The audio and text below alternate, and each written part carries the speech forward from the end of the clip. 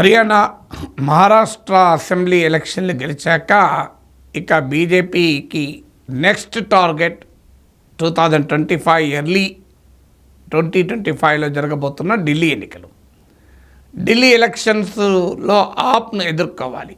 మీరు హర్యానాలో కాంగ్రెస్తో ఫైట్, మహారాష్ట్రలో కాంగ్రెస్తో కలిసిన మిత్రపక్షాలతో ఫైట్. మహారాష్ట్రలో శివసేన చీలింది, ఎన్సీపీ చీలింది. ఆ రెండు చీలిక వర్గాలు బీజేపీతో ఉన్నాయి. అందువల్ల అక్కడున్న పొలిటికల్ డైనమిక్స్ వేరు. కానీ మనం హిస్టారికల్గా చూసుకుంటే కాంగ్రెస్తో స్ట్రైట్ ఫైట్ ఉన్న చోట బీజేపీకి రిలేటివ్లీ ఈజీ. ఇక్కడ ఢిల్లీకి వచ్చే వరకు ఆప్తో స్ట్రైట్ ఫైట్. గత చరిత్ర అంతా తీసుకుంటే ఢిల్లీలో ప్రజలు రెండు రకాలుగా తీర్పులు చెప్తున్నారు. లోక్సభ ఎలక్షన్స్కి వచ్చే వరకు మోడీకి, బీజేపీకి ఓటేస్తున్నారు.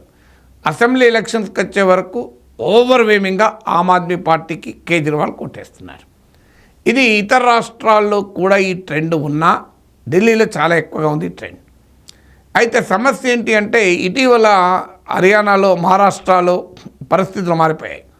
కన్ఫ్యూజింగ్ అయిపోతుంది. హర్యానాలో లోక్సభ ఎలక్షన్స్లో బీజేపీ 10లో 5 గెలుచుకుంది, 5 ఓడిపోయింది. కానీ అసెంబ్లీ ఎలక్షన్లో గెలిచింది. మహారాష్ట్రలో లోక్సభ ఎలక్షన్లో ఘోరంగా దెబ్బతిన్నది బీజేపీ.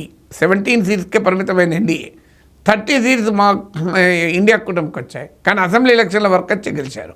అందువల్ల ఈ లోక్సభ, అసెంబ్లీ ఎలక్షన్స్ డైకాటమీ అనేది ఢిల్లీలో ఏ రకంగా ఉంటుంది. జనరల్గానైతే లోక్సభ ఎలక్షన్లో బీజేపీ, అసెంబ్లీ ఎలక్షన్లో ఆప్. కానీ ఆ ప్యాటర్న్ కూడా మహారాష్ట్రలో, హర్యానాలో దెబ్బతిన్నది. అది రివర్స్ అయిపోయింది. లోక్సభ ఎలక్షన్లో బీజేపీ దెబ్బతిన్నది, అసెంబ్లీ ఎలక్షన్లో గెలిచింది. అందువల్ల ఢిల్లీలో ఏమవుతుంది అనేది ఇప్పుడు ఛాలెంజ్.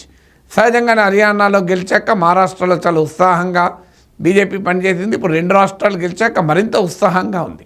మామూలు ఉత్సాహం లేదు బీజేపీలో. ఇక బీజేపీ ఆశ ఏంటంటే డబుల్ యాంటీ ఇన్కంబెన్సీ ఆప్ ఎదుర్కొంటుంది అని నమ్ముతోంది.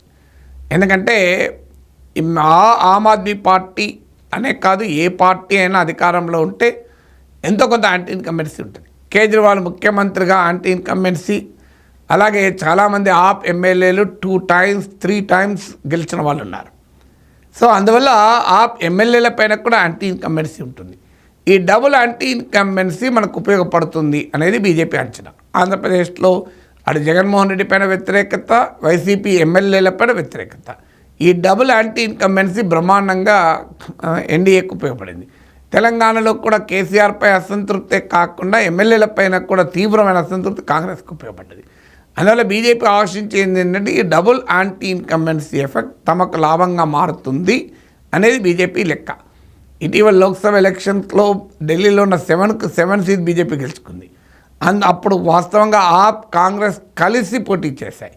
కానీ బీజేపీకి ఆల్ 7 సీట్స్ రావడమే కాకుండా అసెంబ్లీ సెగ్మెంట్ వైజ్గా తీసుకుంటే 52 అసెంబ్లీ సెగ్మెంట్స్లో బీజేపీకి లీడ్ వస్తే ఆప్కు 10 అసెంబ్లీ సెగ్మెంట్స్లో, కాంగ్రెస్కు 8 అసెంబ్లీ సెగ్మెంట్స్.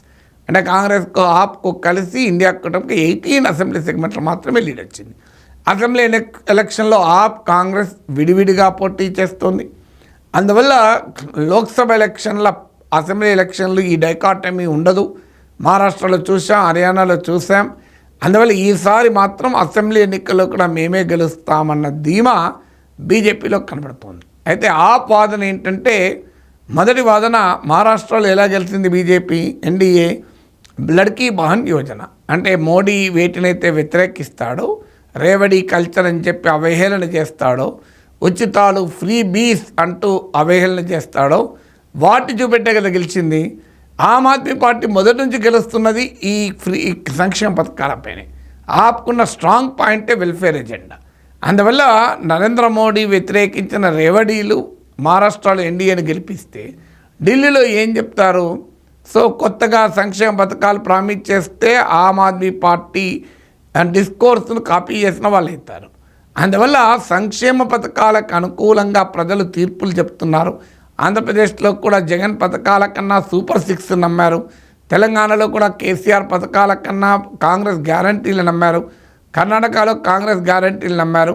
అందువల్ల తమ సంక్షేమ ఎజెండా తమను కాపాడుతుందని ఆప్ నమ్మకం.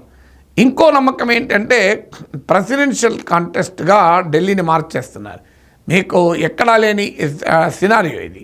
ఎందుకంటే ఆమ్ ఆద్మీ పార్టీలో అడ్వాంటేజ్ ఏంటి అంటే సాధారణంగా బీజేపీ ప్రెసిడెన్షియల్ కాంటెస్ట్గా మార్చుకుంటుంది, ఎందుకంటే మోడీ ఇమేజ్ తమకు ఉపయోగపడుతుంది అని. కానీ ఇక్కడికి వచ్చేవరకు ఏంటంటే బీజేపీ కానీ కాంగ్రెస్ కానీ అరవింద్ కేజ్రీవాల్తో కంపేరిటివ్లీ పోటీ పడగల గట్టి నాయకులు లేరు. బీజేపీ చాలామందితో ప్రయోగాలు చేసింది కానీ ఆ ప్రయోగం సక్సెస్ కాలే. అందువల్ల అరవింద్ కేజ్రీవాల్కు మ్యాండేటు అనే యాంగిల్లో దీన్ని ప్రొజెక్ట్ చేస్తున్నారు. ఆమ్ ఆద్మీ పార్టీ ఇప్పటికే క్యాంపెయిన్లో ముందుంది. కేజ్రీవాల్ జైలు నుంచి వచ్చాక అసలు ముఖ్యమంత్రి పదవి నుంచే వైదొలిగి అతీషికి పాలన అప్పచెప్పి పూర్తిగా ఎన్నికల్లో ఉన్నారు. ఇప్పటికే అభ్యర్థులు ఈవెన్ నోటిఫికేషన్ లేదు, ఏదీ లేదు. 11 మంది అభ్యర్థులకు కూడా ప్రకటించారు. కేజ్రీవాల్ ఊరూరు కేజ్రీవాల్ మనీష్ సిసోడియా ఇద్దరు గల్లీ గల్లీ మొహల్లా తిరుగుతూ ప్రచారం చేస్తున్నారు. బీజేపీతో పోల్చిన కాంగ్రెస్ పార్టీ పెద్ద ఫీల్డ్లో ఉండదు. బీజేపీతో పోలిస్తే క్యాంపెయిన్లో మాత్రం ఆమ్ ఆద్మీ పార్టీ చాలా ముందుంది. సో అందువల్ల బీజేపీ క్యాంపెయిన్ బుక్లో నుంచి ఆమ్ ఆద్మీ పార్టీ అనేక పేజీలు బాగా చదివింది. అందువల్ల Aam Aadmi Party grass roots campaign కానీ, ఆర్గనైజర్స్ కానీ, కార్యకర్తలతో క్యాంపెయిన్ కానీ, డిజిటల్ క్యాంపెయిన్ కానీ, బ్రాండ్ బిల్డింగ్ కానీ, ఇవన్నీ బీజేపీతో పోలిస్తే కాంగ్రెస్ వీక్ కానీ ఆప్ వీక్ కాదు. ఇక లాస్ట్ పాయింట్ ఏంటంటే సానుభూతి, సింపతి ఫ్యాక్టర్. అరవింద్ కేజ్రీవాల్ని జైలుకి పంపించారు అనే డైమెన్షన్ ఆప్ బలంగా తీసుకెళ్తుంది. బీజేపీ ఆశ ఏంటంటే లోక్సభ ఎలక్షన్లు ఇది పనిచేయలేదు కదా. అరవింద్ కేజ్రీవాల్ లోక్సభ ఎలక్షన్లకు ముందు విడుదలయ్యారు. కానీ ఆమ్ ఆద్మీ పార్టీ ఆ అంశాన్ని ప్రధానంగా చేసుకొని లోక్సభ ఎలక్షన్లకు పోయినా ప్రజలు సానుభూతి చూపలేదు కనుక ఈ సానుభూతి యాంగిల్ పనిచేయదు అనేది బీజేపీ నమ్మకం. కానీ ఆప్ నమ్మకం ఏంటంటే లోక్సభ ఎలక్షన్ల కాంటెక్స్ట్ వేరు, అసెంబ్లీ ఎలక్షన్ల కాంటెక్స్ట్ వేరు.